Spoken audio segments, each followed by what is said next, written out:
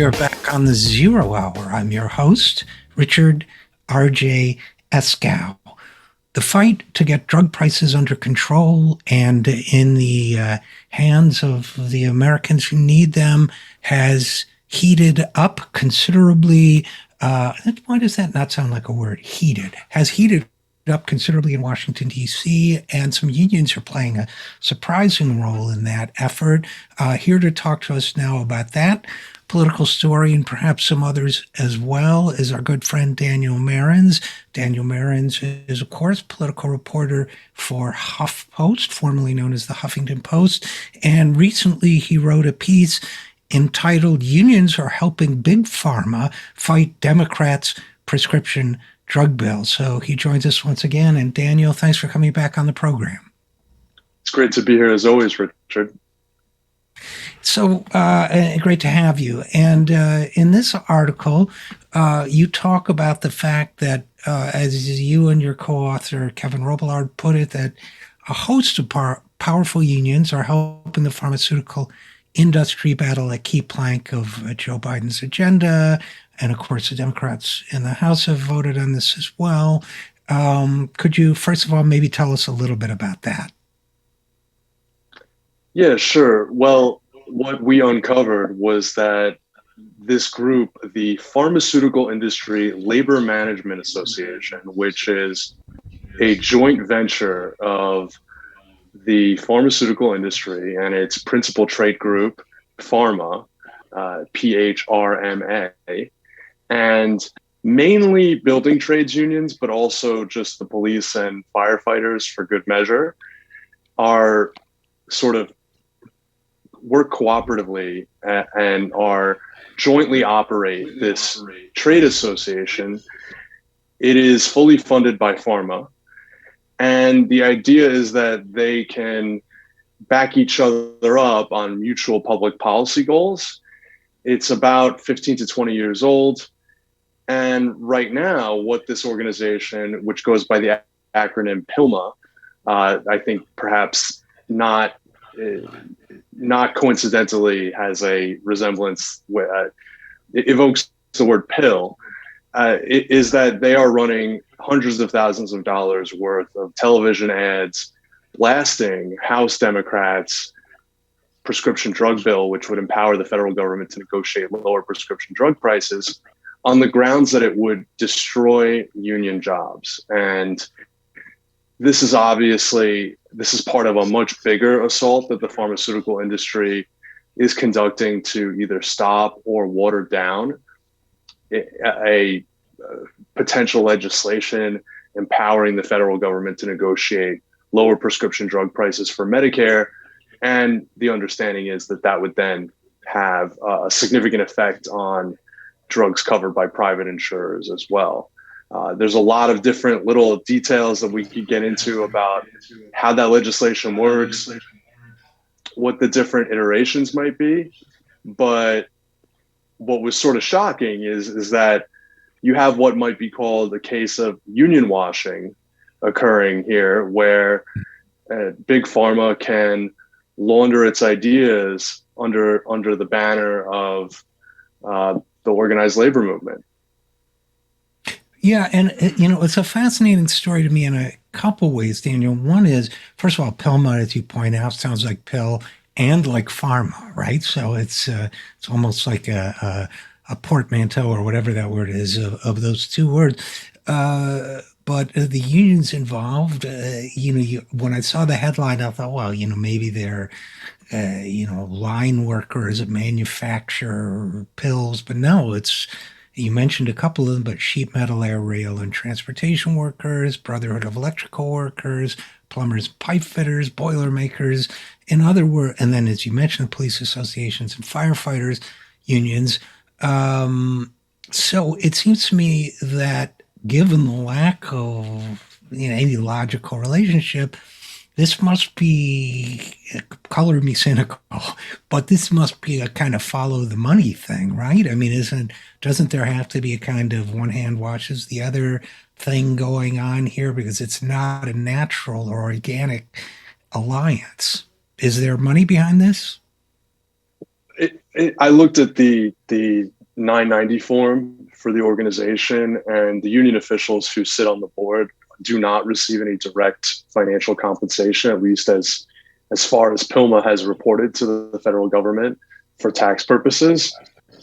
I think the people that I speak to in the labor movement who are aware of these phenomena and frankly often critical of them say that this is not that different from, let's say, a Taft-Hartley multi-employer pension or healthcare plan, where union officials do enjoy sometimes rubbing elbows with corporate executives.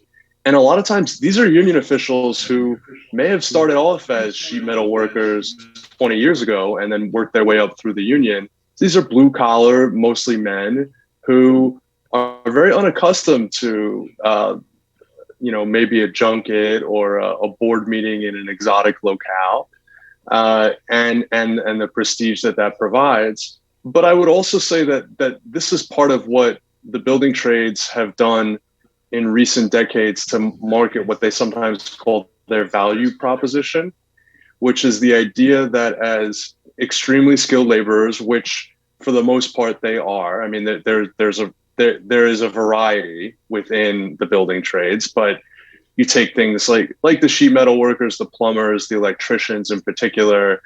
These are often people who have completed 4 years of union supervised training or the equivalent. And they're sort of saying to corporate America, if you want the gold standard, come to us.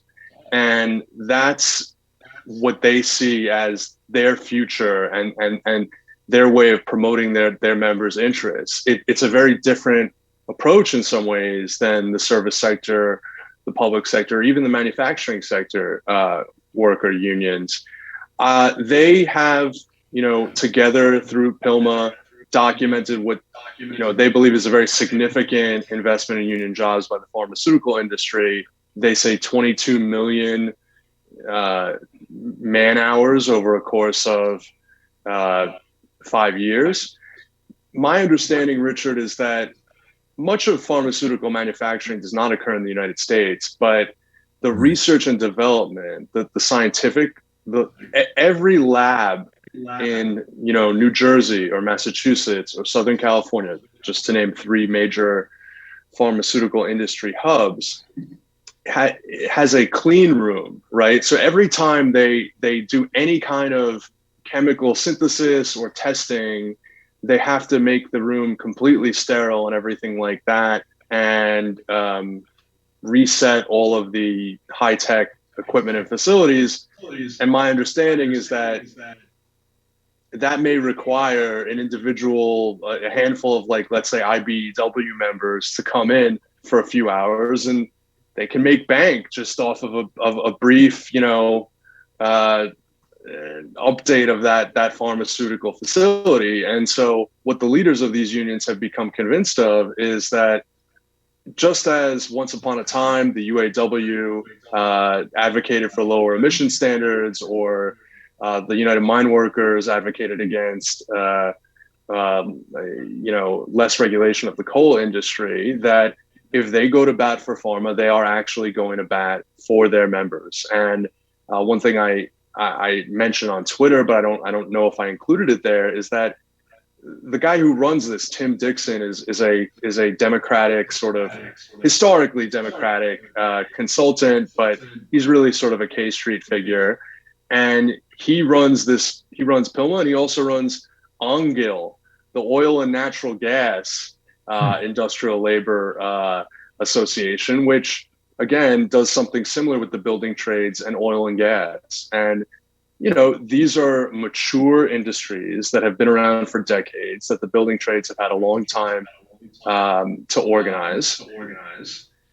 And I guess when you're pharma and you've got such colossal profits, it's probably a relatively easy proposition for you to use union labor and then benefit from the political cover. Sure, it costs a little bit more, but then you also really do want that higher quality workmanship in your clean rooms and your labs and your different facilities. And one of the things that the questions that I sort of raise is, from a public policy perspective, how much do unions really get out of this that, versus what they're giving to industry? I mean, PILMA will come out in favor of prevailing wage laws and in favor of, for a second there, the Trump administration was thinking about a particular move with regard to building trades apprenticeships that would have hurt them. Signing off, for example, on industry supervised apprenticeships as opposed to union supervised ones.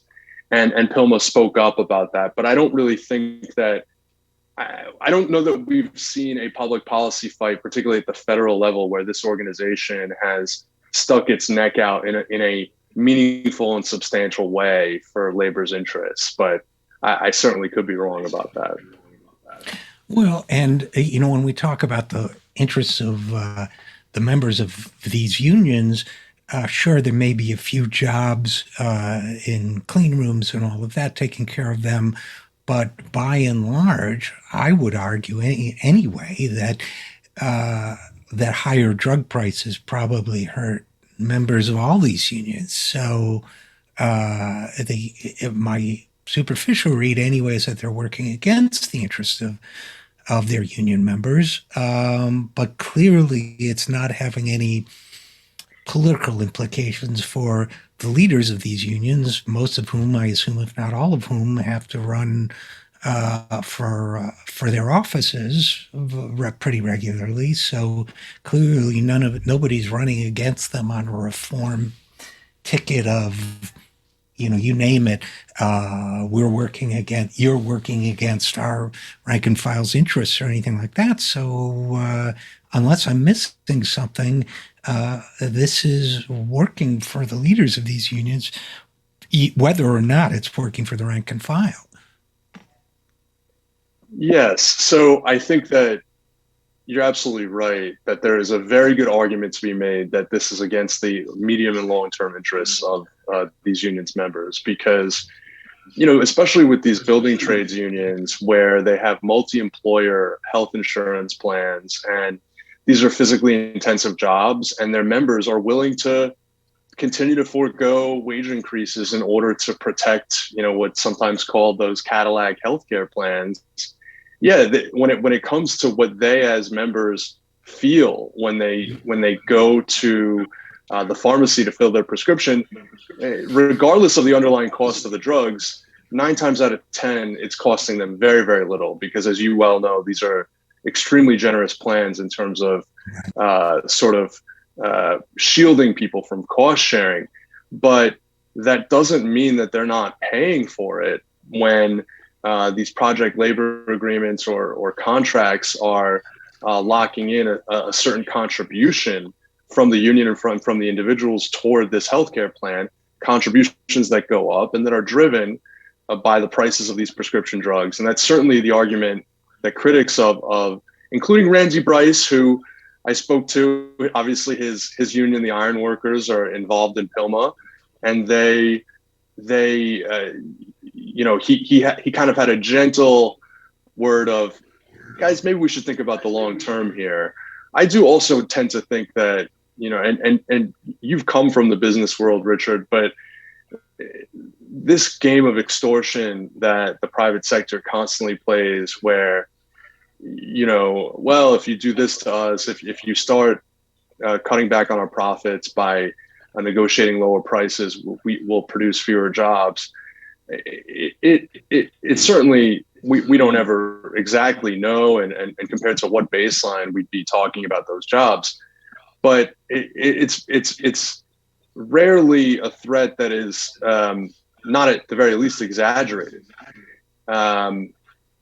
Because, for example, who's to say that if they didn't have lower profits, they might not just invest that much more judiciously in order to make up for their lost ground?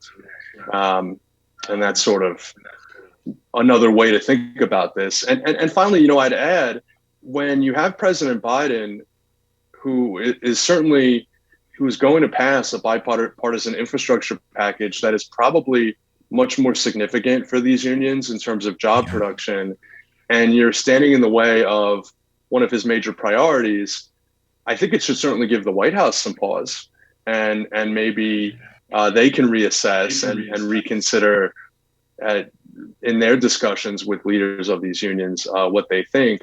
Now, of course, in the face of some of the scrutiny, as I allude to, some of these unions may be reconsidering their strategy, or at least hoping that they don't have to pay the price for it. And I can get into that as well.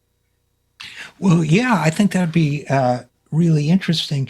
And I also, you raise an interesting point about the union's tactical position in terms of the infrastructure program. Biden will presumably, assuming that that bipartisan bill passes, and good reasons to believe it will, Biden will have, I would assume, some executive flexibility in how strongly to enforce that those need to be union jobs, those kinds of things. And we've seen other Democratic presidents not always use that executive authority to its fullest. They are kind of, by pushing him on this for something that's not central to their own missions as unions. They're pursuing a risky strategy. It's an interesting point. And Daniel, you mentioned another aspect of this that I was wondering about, which is Taft-Hartley plans, and the fact that unions are allowed to, and in fact, in some ways encouraged to, create their own health plans that are typically much more generous than other employer-sponsored health plans. It's a really interesting issue because I covered the Nevada primary where the unions, the culinary and hotel workers union, which had, well, frankly, I did an actuarial analysis of it. One of the best private sector health plans around, self-administered as by the union as well as plan design, and yet when I put that up against Medicare for All, so they were basically running against Bernie on that and using that as an issue. When I put that plan up against Medicare for All, actuarially, Medicare for All was better for the rank and file. And this gets to my question for you. I'd love your thoughts on this, which is, but yet, they have actuaries. They could do what I did. But sometimes I think that unions like these are thinking strategically about, well, our rank and file may be better off under Medicare for All, but we would lose the leverage to encourage more people to join the union if we couldn't offer something that was better than the rest of what's out there. So that would erase our leverage, and tactically that may be more important for the long-term future of the union. We know that union membership has declined rapidly in the private sector, or steeply. So they may be thinking more about tactics than, ideal conditions for their workers. Is that, I mean, assuming you buy that analysis, is that perhaps what might be going on here with the PILMA unions? I think it's certainly part of it. But I should distinguish here the culinary union and I think generally Unite Here affiliates, which do sometimes have these multi-employer plans or their own. I mean, sometimes they've even gotten into the provider game in some cases. Right. Are do take the progressive line on prescription drug prices. So I think that there's a Medicare for all discussion here, and there's a prescription drug price discussion. And frankly, if you can't get labor on board prescription drug regulation, if you can't pass prescription drug price regulation, it seems very unlikely that you'd be capable of the coup against corporate America that Medicare for all would entail. And so that is for all those people who are very wound up about Medicare for all in your listenership, and rightly so. This is something to watch, and I don't think it's getting nearly enough attention. You know, it's very much inside the beltway, this sort of debate. Right. We have a group of centrist Democrats in the House who are very reluctant to make this work, and of course Joe Manchin and Kristen Sinema in the Senate.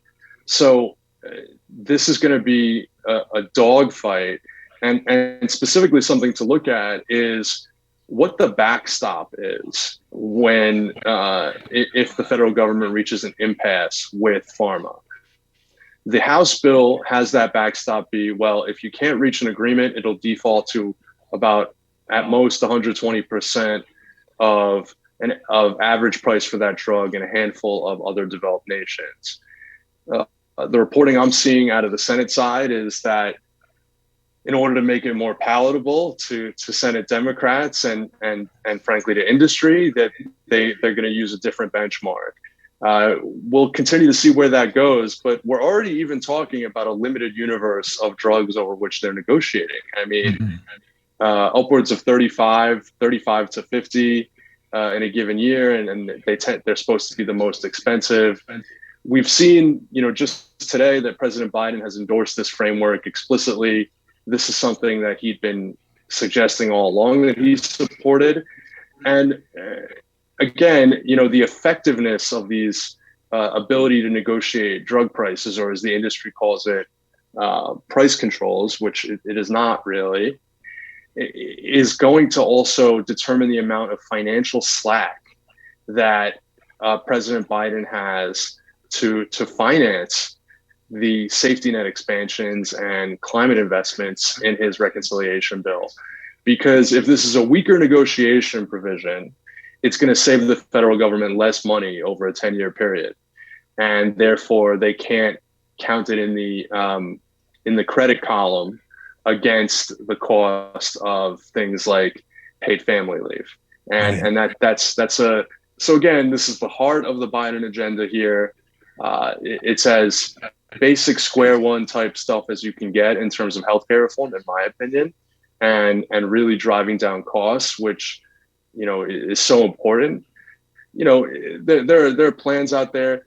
What Pharma wants to do is kick the buck to the insurance companies and say, well, we have no problem with getting rid of out-of-pocket costs or capping out-of-pocket costs in prescription drugs, as if there's any chance of insurers agreeing to do that absent reform of the underlying costs. And they'll sort of trot out things, well, this is what the insurance plans want. Well, the private insurance industry, even a stopped clock is right twice a day. It's okay to agree with them that drug prices are too high, even if they're evil in other respects. So there are all sorts of ways in which this is being litigated. It is not that true of other. There are other issues that are getting more attention, and that is, I think, unfortunate. Well, and you brought up what I think is one of the biggest feints, the biggest sort of distractions that the pharma industry has in its repertoire. If you've ever been prescribed a really expensive drug, you will immediately be inundated, in my experience, with, here's a program to pay your copays for you, and if you bring this card to your pharmacist or a nurse, quote unquote, a name of drug here, nurse will call you and walk you through the process, which is a way of shifting, really encouraging use of the drug by taking away the individual's out-of-pocket costs, which is a good thing, but by shifting it instead to the economy as a whole, the health economy as a whole, insurance plans as a whole, Medicare as a whole, depending on what your coverage is. So you have, I agree with you. I think that's right. The insurance companies can be right about one thing. In the context of this PILMA activism, as you and I are recording this on Thursday, September 9th, story out now that the Biden administration, as you referenced earlier, alluded to earlier, is basically, it seems to me, but correct me if I'm wrong, is basically embracing the opposite position from PILMA's. Maybe they've tempered it a little bit in terms of the number of drugs initially affected and so on. But at least the Politico headline is Biden administration backs direct government drug price negotiations. The plan largely backs Democrats' ongoing efforts to lower drug prices. They've mentioned three what they call guiding principles: making drugs more affordable, improving competition within the industry, which could mean competition on generics. I doubt it does. I wish it would. Competition on the manufacturing side rather than these drug patents that drive up costs, and encouraging innovation. Not sure. We'll have to see what that means. But does this strike you as a repudiation of what PILMA has been trying to do?